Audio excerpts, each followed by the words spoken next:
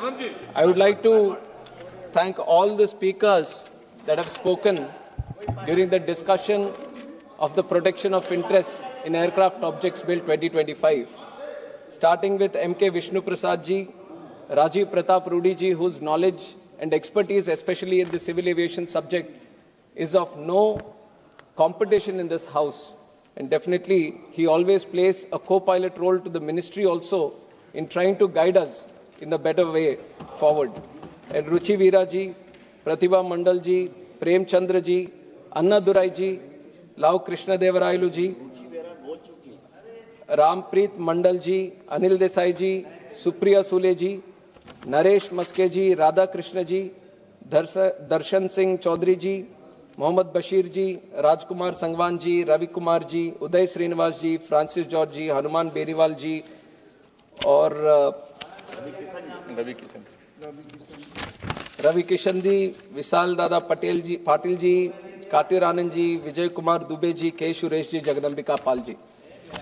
ये चर्चा के शुरुआत तो ऐसा लग रहा था कि 5-6 लोग बोलेंगे और 1 घंटे के अंदर ही चर्चा खत्म हो सकता है, पर अभी जिस तरह से ये चर्चा हुई है 2.5 घंटे में, for 2.5 hours we have been continuously discussing and 25 speakers have spoken on this bill with a great passion, with great involvement, because that is the kind of passion civil aviation is invoking today in India, in the parliament and also in general with the citizens also. And ये काफी स्वाभाविक है इस तरह सा उत्साह अभी civil aviation में सबकी तरफ से देखना, और ये आसान बात नहीं है। मैं कुछ आंकड़े बताना चाहता हूं कि सिविल एविएशन की बढ़ोतरी और जिस तरह से हमारे हनुमान भाई ने बोला है कि आश्चर्यजनक उछाल जिसने लिया है, और ये उछाल ऐसे ही नहीं हुआ है, ये उछाल के पीछे एक विजन था। भारत में सिविल एविएशन के संबंध में एक विजन था और विजन को पूरा करने के लिए एक मिशन था, और वो मिशन को मुमकिन करने के लिए आदरणीय प्रधानमंत्री मोदी जी का मार्गदर्शन था। और इसी के वजह से आज जिस तरह से आज बढ़ोतरी हम देख रहे हैं वो सब हम हासिल कर पाए। For 65 years almost, from independence to 2014, obviously there was civil aviation in the country. Flights were going around and there were a lot of people still traveling through the air travel. But the numbers will say that till 2014, the total passenger traffic in the country was 10 crore 38 lakhs. 2014 तक 10 करोड़ 40 लाख तक total passenger थे जो घूमते थे हवाई यात्रा में। And by 2024, 10 years difference, from 10 crore 38 lakhs to almost 22 crore 81 lakhs, double हो गया पूरा। तो अभी काफी लोग बोल रहे थे कि यहां बीज कभी डाल दिया गया था, सिविल एविएशन के बीज तो कभी डाल दिया गया था, पर अगर फल भी देखना है तो सिर्फ बीज डालने से नहीं होगा, उसका पानी भी हमें करना है, उसका देखभाल हमें करना है। जिस तरह से सीजन्स बदलते हैं, सीजन्स बदलते वक्त भी हमें वो पेड़ को देखना पड़ेगा कि किस तरह से, किस हालात से वो पेड़ गुजर रहा है, और ये काम हमारे प्रधानमंत्री नरेंद्र मोदी जी ने सिविल एविएशन के तहत किया, तभी इस तरह का ग्रोथ हम आज इस देश में देख पा रहे हैं। पैसेंजर की ग्रोथ डबल हुई, और जिस तरह से हमारे एयरपोर्ट्स थे, again up to 2014 we had 74 airports in the country, और आज 2024 में अगर हम देखेंगे 159 एयरपोर्ट्स, और मैं जब बोल रहा हूं 2 और एयरपोर्ट अभी खुलने के लिए तैयार है। हमें डेट प्रधानमंत्री जी का जैसी मिल जाए तो वो भी हम खोल देंगे और 159 को 161 भी कर देंगे। तो ये एयरपोर्ट्स की भी अगर संख्या देखेंगे तो पिछले 10 साल में वो भी डबल हो गए। Airports have doubled in the last 10 years, passengers travelling through air have doubled in the last 10 years, and most importantly the number of aircrafts also, which was around 340 in 2014, now if you come to 2024 there are 840 aircrafts in the country. That is giving an indication of how much demand civil aviation is creating in the country also. Now with all this demand, I keep saying these numbers again and again because it is not an easy thing to do, the kind of growth we have seen in civil aviation in the country. You check with any other country, there are so many countries across the world, no other country has seen this kind of progress or this kind of growth. किसी और ने इतने सारे airports कोई और देश बना नहीं पाया, कोई और देश में जिस तरह से ग्रोथ, पैसेंजर्स की ग्रोथ हुई है, कोई और देश दिखा नहीं पाया। ये सिर्फ भारत में हुआ है और भारत के यशस्वी प्रधानमंत्री नरेंद्र मोदी जी के विजन के कारण हो पाया।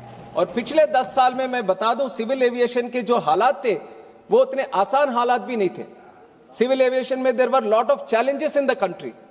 To start with, in 2019 Jet Airways जो इतने लंबे हद तक हमारे देश में चल रहा था और काफी प्रीमियम एयरलाइन था, लोगों से भी काफी जुड़ा हुआ एयरलाइन था और काफी सिटीज को कनेक्ट कर रहा था, जेट एयरवेज की बैंक्रप्सी हो गई। Jet Airways went out of picture. 2023 another airline, Go Air, that also went out of picture. Now within 10 years, 2 major airlines having a great capacity and great aircraft fleet, they have gone out of functioning. And more importantly, in these 10 years itself, the biggest hit any industry can see, and especially civil aviation, which was COVID. COVID भी इसी 10 साल के अंदर ही हुआ है. For 2 years, the whole flight travel industry, let it be air, rail, sea, everything, service industry, everything was just suddenly stopped, and it led to a lot of financial distress in all the overall economics of all the country also. Now, even with these challenges, I'm telling you that we have grown with a CAGR of more than 12% in the country, and this is the civil aviation growth that we are seeing today. And it is very important that the growth that we are seeing till today needs that continuous push, because as far as the government is there, as far as the ministry is there, this is just the beginning. The growth that you are seeing in the country is just the beginning. अभी तो ये शुरुआत है, अभी और भी काम हमें करने पड़ेंगे। और उसी केस में हम ये बिल भी आज लेके आए ताकि सिविल एविएशन को जिस तरह से नरेंद्र मोदी जी ने पिछले 10 साल में आगे बढ़ाया, उसको वही स्पीड, वही मोमेंटम हम आगे भी बढ़ाते रहें। और ये सिविल एविएशन का आज जो बिल हम लेके आए, केप टाउन कन्वेंशन है इसका शॉर्ट फॉर्म, जो protection of interest in aircraft objects bill जहां से हम लेके आ रहे हैं वो केप टाउन कन्वेंशन था। साउथ अफ्रीका केप टाउन में 2001 में ये एक मीटिंग वहां पे हुई। देश के दुनिया के सारे कंट्रीज वहां पे मौजूद थे और उसका कारण ये था कि एयरक्राफ्ट का जो एयरलाइंस का जो एयरक्राफ्ट लेने का बिजनेस था वो मॉडल थोड़ा बदल रहा था। पहले तो ऐसा था एयरक्राफ्ट्स वो खुद ही परचेज कर रहे थे, उसमें कोई दिक्कत नहीं है, अपने पैसे लगाकर खुद खरीद रहे थे, पर उससे कॉस्ट बर्डन बहुत ज्यादा बढ़ रहा था। The burden of buying planes on your own and having them in your inventory was putting a lot of pressure on the financials of the airlines. So one innovative model came out, which was the leasing model. कि airlines बोल रहा है कि मैं खुद खरीदूंगा नहीं, कोई और खरीदेगा तो उसके पास मैं लीज ले लूंगा, और वो लीज लेने के लिए बीच में बैंकर भी रहता है या क्रेडिटर भी रहता है, तो पैसे कहीं से आ रहे हैं, प्लेन किसी और के पास है और चला किस कोई और रहा है। और ये जो 3-4 स्टेक होल्डर्स हैं इस पूरे लीजिंग इसमें, वो सारे अलग अलग अलग देशों में बैठे होते हैं और हर देश का ऐसा ज्यूरिसडिक्शन रहता है, वहां के लीगल प्रोविजंस रहते हैं, वहां के अलग लॉस रहते हैं। और जब आप इंटरनेशनल ज्यूरिसडिक्शन ऐसे डील करते हो, कई सारे समस्या आते हैं कि ये लीजिंग इंडस्ट्रीज को स्ट्रीमलाइन करने के लिए। और 2001 में इसी कारण के साथ उन्होंने सोचा कि आज सिविल एविएशन एक कोई देश का सब्जेक्ट नहीं है बट ग्लोबल सब्जेक्ट है, और ग्लोबली सिविल एविएशन को ग्रो करना है तो हमें कोई कॉमन ज्यूरिसडिक्शन लेके आना पड़ेगा जिसको सारे एग्री करें, तो सबके पास ये लीजिंग करने का एक मौका मिलेगा, सारे इंप्रूव करेंगे अपने अपने सिविल एविएशन अपने देश में। तो 2001 में ये जब केप टाउन कन्वेंशन आया, उसमें 3 अलग अलग प्रोटोकॉल भी बनाए थे। एक तो एयरक्राफ्ट का ही था, दूसरा स्पेस टेक्नोलॉजी के बारे में एक प्रोटोकॉल बनाया था, और तीसरा रेलवेज के बारे में भी बनाया था। पर हम आज जो डिस्कस कर रहे हैं वो केप टाउन कन्वेंशन के एयरक्राफ्ट प्रोटोकॉल के संबंध में ही हम बात कर रहे हैं, और बिल में भी यही लिखा हुआ है कि जो ये आज विधेयक है, जो अधिनियम बनने वाला है, वो सिर्फ रिलेट करेगा एयरक्राफ्ट प्रोटोकॉल का ही जो केप टाउन कन्वेंशन से निकलता है। और इसका मूल कारण भी यही है कि लीजिंग इंडस्ट्री को हम बढ़ावा दें, लीजिंग इंडस्ट्री के जो इंटरनेशनल जो कन्वेंशन है उससे हम एग्री करें।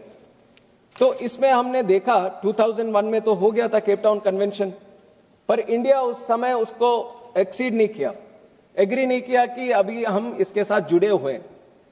तो 2001, 2002, 2003, 2004, 2005 बिजनेस बढ़ रहा है, एविएशन भी बढ़ता जा रहा है। फिर कहीं से ये प्रेशर आया कि इस तरह का ये जो कन्वेंशन है वो भारत में भी लागू होना चाहिए। तो 2005 के बाद जैसे ये प्रेशर बढ़ता गया, 2007 में फिर उस समय के सरकार ने भी ये तय किया कि इसका थोड़ा सा हमें यहां पे भी लागू करना चाहिए, और उस समय लॉ मिनिस्ट्री के तहत उन्होंने एक ओपिनियन लिया कि इसको क्या करें। कन्वेंशन तो बना हुआ है केप टाउन में, तो इसको अगर हमें लागू करना है इधर तो किस तरह से इसका आगे बढ़ाए। तो उस time law ministry suggested at that time that India can accede to this convention by giving a cabinet approval. This was in 2007. All the discussion happened. Cabinet approval was also given. By 2008, we have formed a declaration based on the convention and the protocol, and we have submitted it to the International Civil Aviation Organization, and we have become a signatory of the Cape Town Convention, but only by cabinet approval. Things were going again well. After 2008 cabinet approval, things were also going well. Aviation was still growing. But then some challenges came in the industry.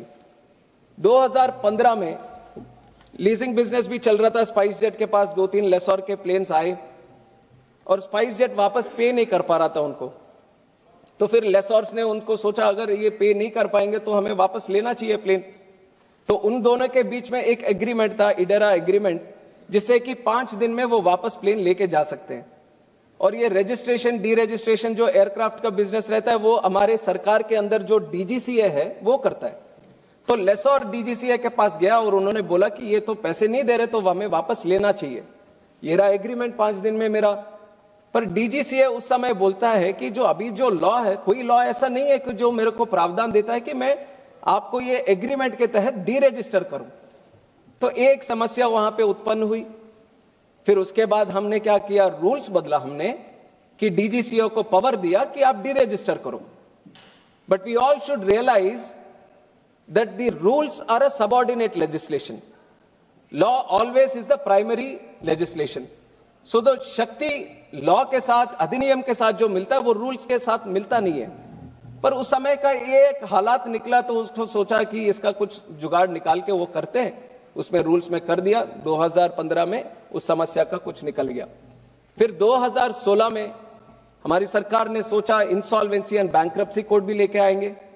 जब कोई company bankruptcy हो जाती है तो उसको protect करने के लिए, उनके इंटरेस्ट को प्रोटेक्ट करने के लिए एक कोड होना चाहिए। तो इंसॉल्वेंसी बैंक्रप्सी कोड आई, तो उस कोड में एयरक्राफ्ट भी था। तो उस सेंस में एयरक्राफ्ट कैसे डील करेंगे, अभी लेसोर का प्लेन है। अभी एक चीज हमें समझना है कि एयरलाइन अगर वापस पे नहीं करता बैंक्स को पैसे और डिफॉल्ट हो जाता है, तो बैंक अगर प्लेन रखेगा, प्लेन जबकि इनका है ही नहीं, प्लेन तो किसी और के साथ लीज पे आया है। अब वो लीज जो जिसने दिया है वो दुखी होता होगा कि मेरा प्लेन उनके पास रुक गया। तो इस ऐसे ऐसे बहुत सारे छोटे छोटे समस्या उत्पन्न हुई जिनका समाधान निकालने की जरूरत बहुत बड़ी थी। और आईबीसी भी इस तरह के चैलेंजेस बीच में डाल रहे थे एयरलाइन लीजिंग इंडस्ट्री में। फिर 2019 में जैसे मैंने बोला जेट एयरवेज का प्रॉब्लम आया, जेट एयरवेज फिर निकल गया। जेट एयरवेज के समय जो लेसोर्स ने प्लेन दिए थे वो काफी उत्सुकता के साथ पहले ही उनको पता चला कि इस तरह के हालात हो सकता है, तो इंसॉल्वेंसी एंड बैंक्रप्सी कोड को इंप्लीमेंट होने से पहले, जब एनसीएलटी को मॉरेटोरियम देना था उससे पहले ही उन्होंने डी रजिस्टर करके प्लेन लेके चले गए। और फिर 23 में जब गो एयर आया, लेसोर इंडिविजुअल भी हो सकता है, कंपनी भी हो सकता है। लेसोर जिसके पास ओनरशिप है प्लेन का उसको मैं लेसोर बोल रहा हूं। और 2023 में गो एयर का एग्जाम्पल फिर आया। अब गो एयर जब हुआ तो गो एयर के समय एनसीएलटी थोड़ा सा और आगे आते हुए उन्होंने बोला कि अब कोई प्लेन कहीं कोई डी रजिस्टर नहीं होगा, कोई कहीं नहीं जाएगा, और उसको इधर ही रखा, पूरे मॉरेटोरियम के साथ उनको बंधा रखा इधर ही। तो लेसोर के पास जिनको सिर्फ इतना ही था कि उन्होंने प्लेन लीज पे दिया, उनको कुछ गलती नहीं थी, पर उनको प्लेन नहीं मिल रहा था। पर ये सब क्यों कह रहा हूं, क्योंकि लेसोर क्यों इंपॉर्टेंट है हमारे लिए।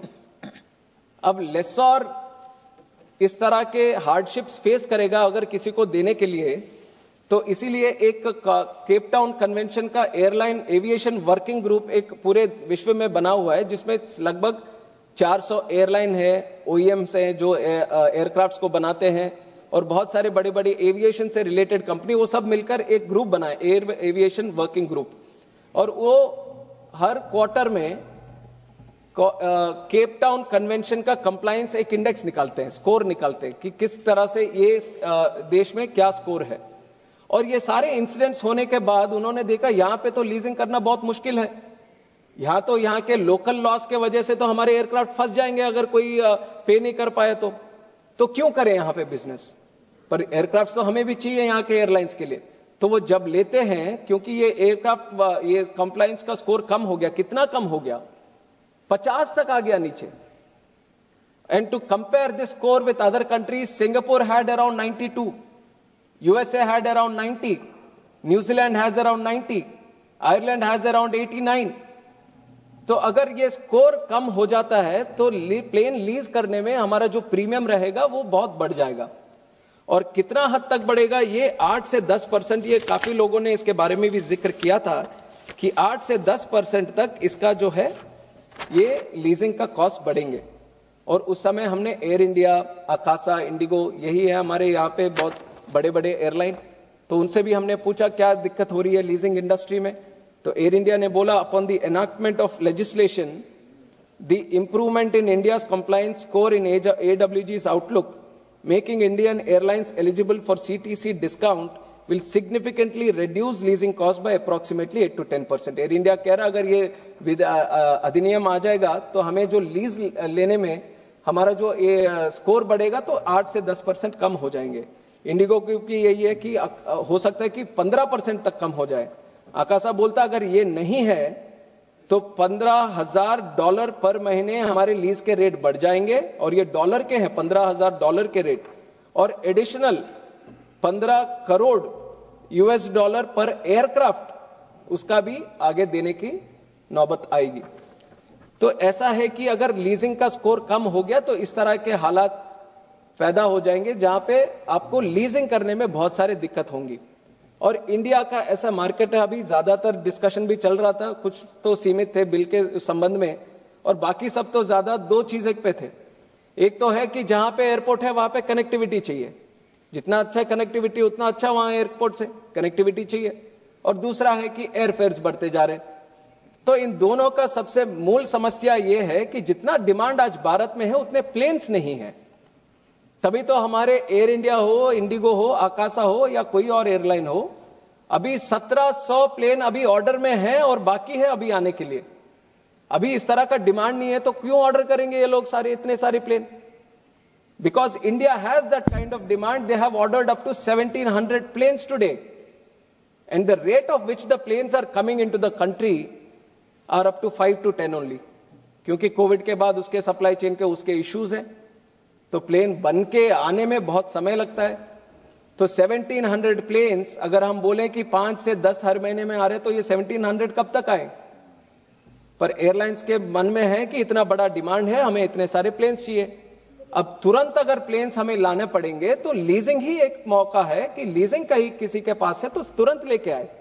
और लीजिंग का प्रीमियम आप इतना बढ़ा दोगे क्योंकि यहां पे संविधान उसके हिसाब से नहीं है, उसके लॉस इतने या यहां पे प्रोटेक्टिव नहीं है, तो उसके लीजिंग कॉस्ट बढ़ जाएंगे।